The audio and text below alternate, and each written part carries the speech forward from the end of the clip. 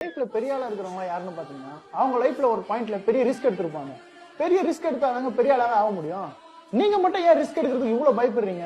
Risk எடுக்க பயப்பட்டாலே வாழ்க்கையில பெரிய ஆளாக ஆக முடியாது. இப்ப வட மாநிலத்துல இருந்து இங்க வரானுங்க, நான் 1 கோடி 2 கோடி எடுத்து வந்து பிசினஸ் பண்றானுங்க இல்லையே. அவனுக்கு கையில இருக்கிறத எடுத்துட்டு வந்து இங்க ஒரு ரிஸ்க் எடுத்து ஒரு பிசினஸ் பண்ணி மாசம் 40,000 50,000 சம்பாதிக்கலையா? நம்மளும் அந்த மாதிரி ரிஸ்க் எடுக்கணும். இந்த ஜெனரேஷன்ல இருக்கிற யாருக்குமே வந்து ரிஸ்க் எடுக்கிறத பத்தி ஒரு இதுவே இல்ல. ரிஸ்க் யார் எடுக்கிறாங்களோ அவங்க தான் லைஃப்ல பெரிய ஆளாவே ஆவாங்க.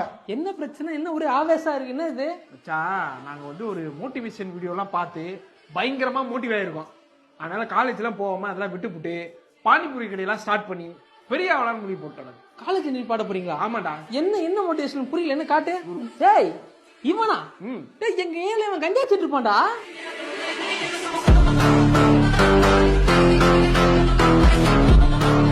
எங்க ஏரியாலயே அன்சக்சஸ்ஃபுல் பர்சன் யாருன்னு பார்த்தா இவன் தான்டா.